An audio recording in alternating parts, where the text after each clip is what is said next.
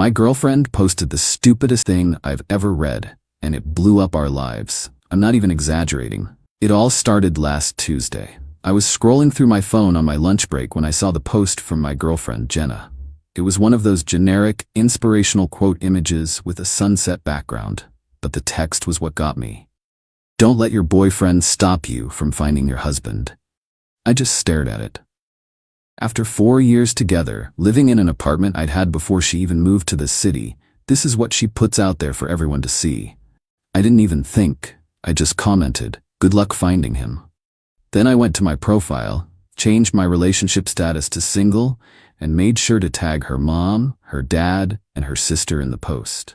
Her post disappeared in minutes. My phone, however, started to explode. First came the texts from her, a string of question marks. Then, "What did you do?" Followed by, "Take that down right now." I ignored them. Then her sister Chloe messaged me. "Mark, what is going on? Jenna is hysterical." I sent Chloe a screenshot of Jenna's post. Her only reply was, "Oh. Yeah, oh." Her mom called me twice, but I let it go to voicemail. I didn't need to hear the shrieking. I put my phone on silent and tried to get back to work, but the anger was just a cold, hard knot in my stomach. I knew when I got home it was going to be a mess. I was right. The second I walked through the door of my apartment, she was there, standing in the middle of the living room with her arms crossed. Her face was puffy and red from crying, but now it was just set in a mask of fury. "You humiliated me," she hissed. "You did that yourself," I said, dropping my keys in the bowl by the door. I walked past her into the kitchen to grab a bottle of water. I wasn't going to have this conversation dehydrated. "It was just a quote. It didn't mean anything," she yelled, following me. "Everyone posts stuff like that." "No, Jenna, they don't. Not when they're in a supposed serious relationship," I said, twisting the cap off. What was I supposed to think? That you were just window shopping for my replacement while I was paying our rent? That is so unfair. You know I'm not like that. I just laughed. It wasn't a nice laugh. Your post said the opposite. You told the entire world that I was a placeholder, a temporary obstacle. So, obstacle removed, you're welcome. She started crying again, but this time it was the angry, frustrated kind of crying. "So that's it? 4 years and you throw it all away over one stupid post? And you had to tag my family? My mom is freaking out?" "Good. Maybe she can help you pack," I said, walking back into the living room and sitting on the couch. I picked up the remote. "I want you out by the end of the month." Her whole demeanor changed. The tears stopped instantly. A nasty, confident little smirk appeared on her face. "No," she said simply. I looked up from the TV guide. "What do you mean, no?" "I mean no, I'm not leaving. I live here. I get my mail here. My name is on the lease. You can't just kick me out, Mark. That's not how it works. I have tenants' rights." She stood there, looking so proud of herself for knowing that little legal tidbit. She really thought she had me. She figured she could stay here, rent-free, while she figured out her next move, probably while simultaneously auditioning for the role of husband. The thought of her bringing some other guy into my apartment, sleeping in the bed I paid for, while I was stuck here, made something in my brain snap. "We'll see about that," I said, my voice dangerously quiet. She just shrugged, turned on her heel, and flounced into the bedroom, slamming the door behind her. I sat there on the couch for a long time, the TV humming in the background, and I started making a plan. This wasn't just a breakup anymore. This was war. The next few days were a special kind of hell. She'd be sickeningly sweet one minute, asking what I wanted for dinner, and a monster the next, blasting music until 2 a.m. on a Tuesday. She started having friends over constantly, loud, obnoxious people who left messes I always ended up cleaning. One night I came home and found one of her friends, some guy named Todd with a punchable face, sitting on my couch drinking my beer, with his feet on my coffee table. I walked in, looked at him, looked at Jenna, and just said, "Get him out." Jenna rolled her eyes. "Mark, don't be a jerk. This is Todd. We're just hanging out. I don't care if he's the Pope. Get him out of my apartment, now." The ensuing fight was epic. It ended with her screaming that she could have whoever she wanted over because it was her apartment too. That was her big mistake. The next morning, I sent an email to my landlord, Mr. Henderson. He's an old grumpy guy who has owned the building for 40 years and hates drama more than he hates anything else. I wrote, subject, lease question, apt 4B. Hi Mr. Henderson, hope you're well. I have a quick question about our lease agreement. My co-tenant Jenna and I have recently ended our personal relationship. She has begun having guests over at all hours, creating significant noise disturbances and violating what I believe is the quiet enjoyment principle for myself and potentially other tenants. Could you please clarify the policy on overnight guests and excessive noise as stated in our signed lease? I've attached a copy for your convenience. I attached the PDF of our lease, which I had saved on my computer. I had already reread it 3 times. An hour later, I got a reply. Mr. Henderson was nothing if not efficient. His email was blunt. Mark, see Section 7, Clause C of your lease agreement. Guests of tenants are not permitted to stay for more than 3 consecutive nights in any 30-day period without prior written consent from landlord. Tenants are responsible for the conduct of their guests. Any activity that disrupts the peace and quiet enjoyment of other tenants, as determined by the landlord, is a direct violation of this lease. This is your only warning. Any further complaints from you or other tenants regarding noise or unauthorized long-term guests will result in a formal notice to cure or quit being issued to both leaseholders. This notice will give you 3 days to remedy the violation, i.e., the guest leaves permanently, or vacate the premises. Regards, D. Henderson Building Management, Son. I saved that email as a PDF. That night, Jenna brought Todd over again. They were being loud in the living room, laughing obnoxiously at some terrible reality show. I walked out of my room, phone in hand. Jenna, he needs to leave, I said calmly. We've been over this. I'm not. I cut her off. He needs to leave now, or we both get evicted. I held up my phone, showing her the email from Mr. Henderson. I watched her face as she read it. The color drained away. Her smug confidence evaporated, replaced by a flicker of panic. You went to the landlord? She whispered, horrified. You said it was your apartment too, I replied, mimicking her tone from the other night. That means you're responsible for following the rules too. He leaves in the next 5 minutes, or I'm calling Mr. Henderson to report a lease violation. Your choice.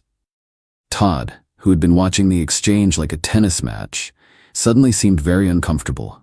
He stood up, grabbing his jacket. Hey man, it's cool. I was just leaving anyway. He practically ran out the door. Jenna stared at me, her mouth opening and closing like a fish. She had nothing to say. I had taken away her new favorite toy. She retreated to the bedroom, and I had the first quiet night in a week. The victory was small, but it was a start. The eviction threat hung in the air now. She knew I was serious. She had a deadline, whether she liked it or not. With the threat of eviction looming, Jenna's strategy shifted. She couldn't use the apartment as a weapon anymore, so she moved on to our possessions. The next Saturday, while I was out getting groceries, she sent me a long, rambling text message. It was a list of everything in the apartment that she was claiming was hers. The list included the 65-inch OLED TV in the living room, the custom gaming PC on my desk, the surround sound system, and even the expensive espresso machine in the kitchen. She ended the text with, "These were gifts and things we bought together, so I'll be taking them when I move out. We can be adults about this and split things fairly." I read the text standing in the cereal aisle and almost laughed out loud. Fairly. Not a single item on her list had been purchased with her money. The TV was my bonus from work 2 years ago. The PC I had built myself, part by part, over 6 months. The espresso machine was a birthday gift to myself. She had contributed exactly $0 to any of it. This wasn't about fairness, it was about leverage. She was trying to hurt me financially on her way out the door. I didn't reply to the text.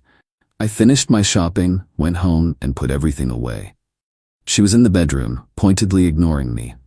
I went to my office and started digging through my digital files.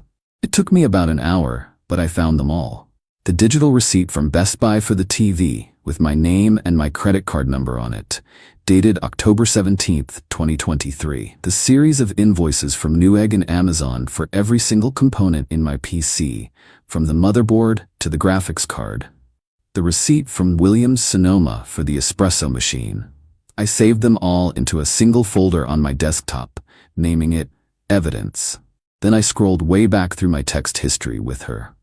I found a message from the day after I had the TV mounted on the wall. It was a picture of her smiling on the couch with the new TV in the background. Her text underneath it, sent at 8:14 p.m. on October 18, 2023, read, "Movie night is so much better on your insane new TV. Thanks for letting me use it." I took a screenshot of that conversation. It felt good, like stacking ammunition. My friend Dave called while I was organizing the files. "How's life in the war zone?" he asked. "About to get tactical," I replied. I explained her latest move, the list of demands. "No way," he said. "She's really trying to take your PC? Does she even know how to turn it on?" "Doesn't matter. It's about hurting me," I said. "But I have an idea. Are you busy tonight? And do you have some space in your garage?" An hour later, Dave pulled up in his truck. Jenna was out with friends, which I knew from her annoying habit of posting her every move on Instagram. We worked quickly. We carefully unmounted the TV and wrapped it in blankets. We disconnected my entire PC setup, tower, monitors, keyboard, everything, and loaded it into his truck bed. We took the surround sound speakers, the subwoofer, and the espresso machine. In 30 minutes, every high-value item from her list was gone. The living room looked barren and sad with a giant empty space on the wall. I went back inside, opened the folder named Evidence, and composed an email to Jenna. I attached every single receipt and the screenshot of her text. The subject was, "Regarding your list." The body of the email said, "Jenna, I received your text. It seems you're mistaken about the ownership of several items in the apartment. As you can see from the attached documents, all the items you listed were purchased solely by me. They were not gifts, nor were they purchased jointly. To prevent any further confusion during your move-out process, I have moved these items to a secure, off-site location for safekeeping. They will be returned to the apartment after you have fully vacated the premises and returned your key. Mark." I hit send. Then I texted her a single message: "Check your email." The response was almost instantaneous. My phone rang. It was her. I let it go to voicemail. It rang again. I declined the call. A flood of texts came through. They were a frantic, typo-filled mess of rage. "Where is my TV? You can't do that. I'm calling the cops." I replied once. "They're not your things, Jenna. The police will be very interested to see the receipts I have, the ones I just emailed you." The text stopped. The phone went silent. I knew she had no move left to make. I had the proof, and I had the possessions. She couldn't hold them hostage anymore. I sat down on the couch in my empty living room, and for the first time in a week, I felt like I could breathe again. The silence was wonderful. Losing the battle for the apartment and the possessions sent Jenna into a full-blown meltdown. She had no leverage left, so she resorted to the only weapon she had left: her words. She decided that if she couldn't get my stuff, she would try to destroy my reputation. It started subtly. A few of our mutual friends started acting weird. Texts would go unanswered. I got uninvited from a weekly game night through a curt message from the host, saying, "Hey man, think it's best if you sit this one out for a bit? Things are just too awkward." I knew it was her. Dave confirmed it. He called me one afternoon, his voice low and angry. "Dude, you need to see this. Jenna started a group chat. She's in there with like 10 of our friends, plus her sister and a cousin. She's going nuclear." He added me to a separate chat and forwarded me the screenshots. My stomach turned as I read them. Jenna had posted carefully cropped snippets of our old text arguments. She had selected only my responses, stripped of all context. A message where I said, "I'm not discussing this anymore tonight," was presented as me being emotionally abusive and giving her the silent treatment.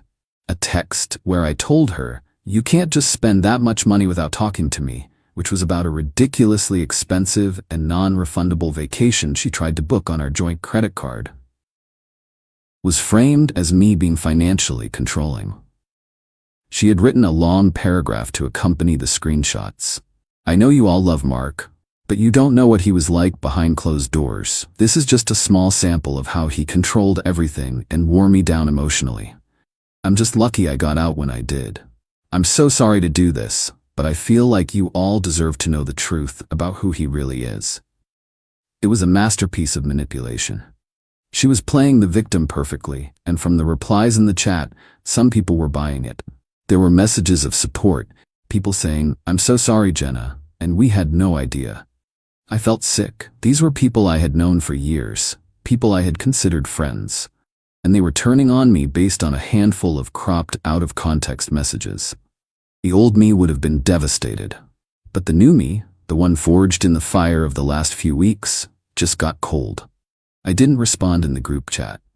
That's what she wanted, a messy public fight where I would look defensive and angry, proving her point. I wasn't going to give her the satisfaction. Instead, I thought about the one person in her family who always seemed to have a level head, her dad, Alan. We weren't close, but we'd always gotten along. He was a quiet, serious man who valued honesty and hated drama. He was the complete opposite of Jenna's mother, who enabled her every whim. I spent the rest of the afternoon gathering my own evidence. I went through years of text messages. I found the full, unedited conversations from every single screenshot she had posted. I put them side by side with her cropped versions, highlighting the parts she had conveniently deleted. The financial control argument? The full text showed her apology right after. "You're right. I should have asked first. That was stupid of me." The silent treatment? The preceding texts showed her screaming at me via text for 3 solid hours because I had to work late and couldn't make dinner with her friends. My text was sent at 1 a.m. when I just couldn't fight anymore. I also had a secret weapon. A few nights ago, during one of her tirades about the TV, I had quietly started a voice recording on my phone, which I left on the kitchen counter. One-party consent for recording is legal in our state, and I had a feeling it might come in handy. In the recording, she wasn't a victim. She was screaming, calling me names, and threatening to destroy me for embarrassing her. The contrast between the fragile victim in the group chat and the screeching woman on that audio file was jarring. I compiled everything into a neat email, all the side-by-side screenshot comparisons. I attached the audio file, naming it Jenna Verbal Abuse Sample.mp3. Then I began to write. The email was addressed to her father, Alan. Subject: a difficult situation regarding Jenna. Dear Alan, I am writing to you under extremely difficult circumstances, and I sincerely apologize for involving you. I always respected you a great deal during my time with Jenna. Jenna has recently created a group chat with our mutual friends and has been sharing manipulated and out-of-context text messages to paint a picture of me as being controlling and emotionally abusive. These are serious and false accusations that could damage my personal and professional reputation. I would not be contacting you if this were just a simple breakup drama, but her actions have escalated to outright defamation. I have attached a document containing her cropped screenshots alongside the full, unedited conversations for your review. You will see that she has deliberately removed all context to misrepresent reality. I have also attached a short audio file from a recent conversation in our apartment. I warn you, it is unpleasant, but it is an accurate representation of the behavior I have been dealing with. It is not the behavior of a victim. I am not asking you to take sides. I am only asking you to see the truth. I hope you can talk to your daughter and convince her to stop this harmful campaign of lies before she does irreparable damage to herself and others. Sincerely, Mark. I read the email over one last time. It was professional, respectful, and damning. I hit send at 6:05 p.m. I didn't hear anything for 2 hours. Then my phone buzzed. It was a text from a number I didn't recognize. "This is Alan. I've seen everything. I am dealing with this. I am very sorry, Mark." 20 minutes after that, the group chat exploded. Jenna posted, "My dad is calling me. What did you do, you psycho?"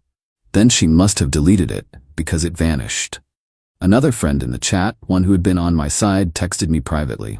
"Dude, Jenna just left the group. Her sister Chloe just posted, 'Everyone please just drop this. It's over.' I never found out what Alan said to her. I don't need to." The smear campaign stopped dead in its tracks.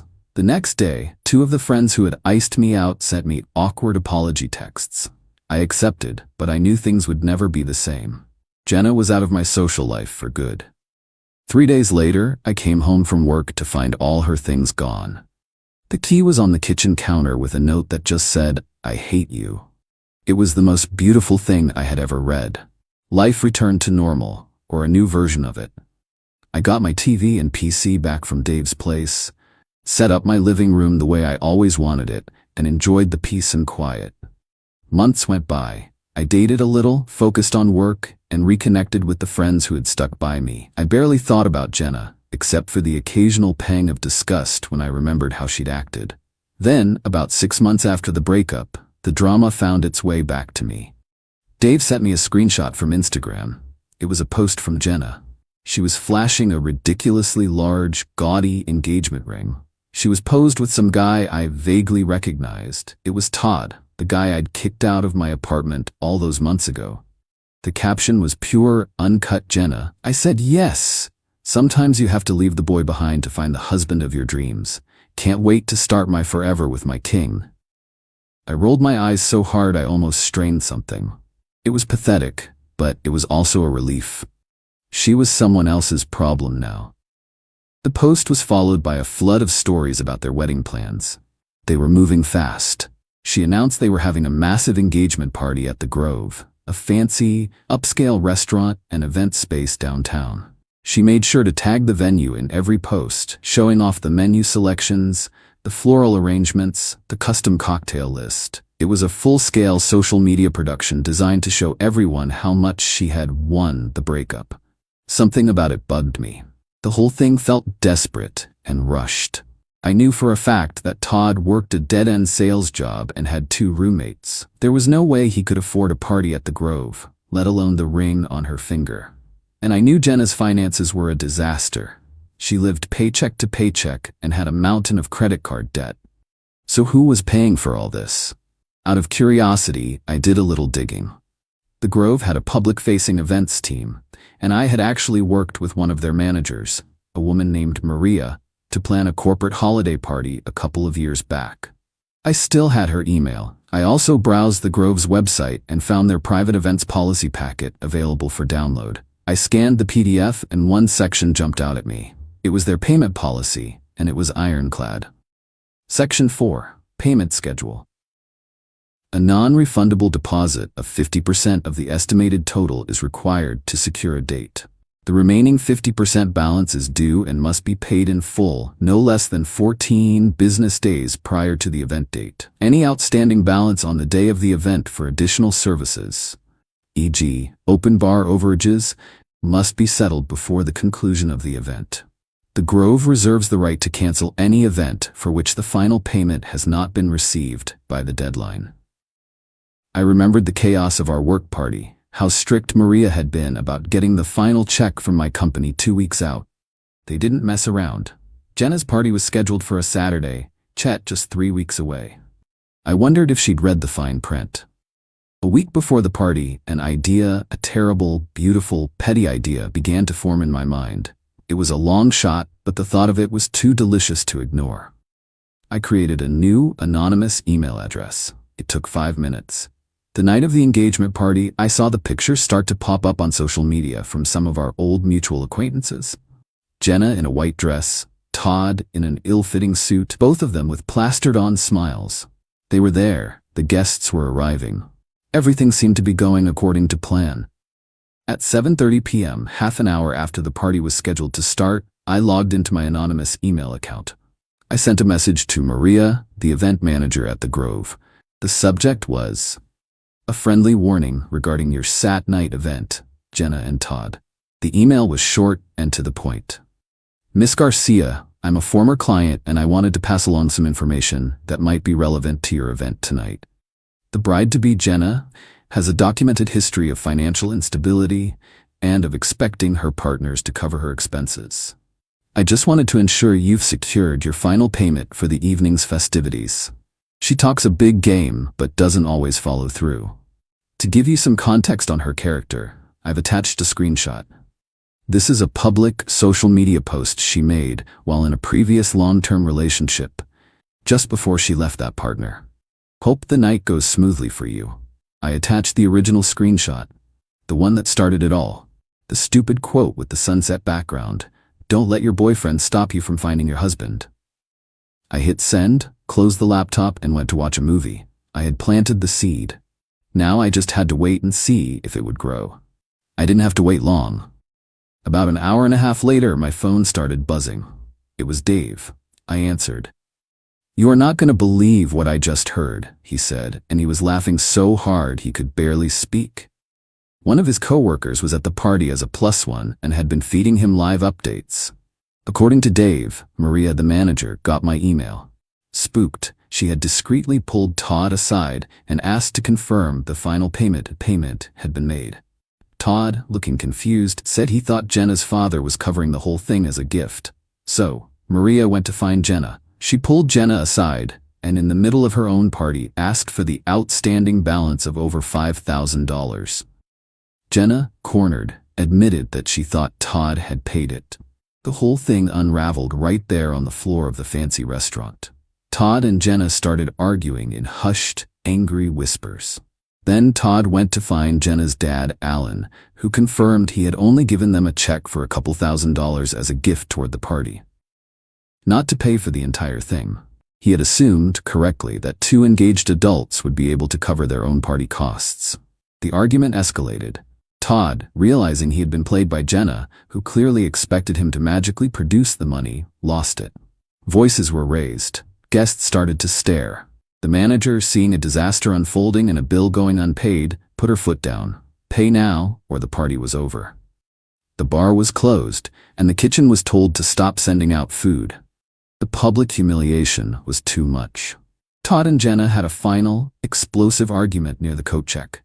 He allegedly called her a lying, manipulative gold digger, threw the ring box at her, not the ring itself, just the box, and stormed out of the restaurant, leaving her there in her white dress with her family and all their friends watching. The party was officially dead. The guests awkwardly shuffled out into the night. Dave was still cackling on the other end of the line. He literally walked out on her at their engagement party. "You can't write this stuff." After we hung up, I sat in the quiet of my apartment, the glow of the TV screen washing over the room. My phone buzzed one last time. It was a text from Dave. "Heard the party was a train wreck. Fiancé walked out." I smiled, a real, genuine smile. I typed out my reply. "Looks like she's still looking for her husband." Then I opened up her contact, pressed block, and deleted the conversation for good.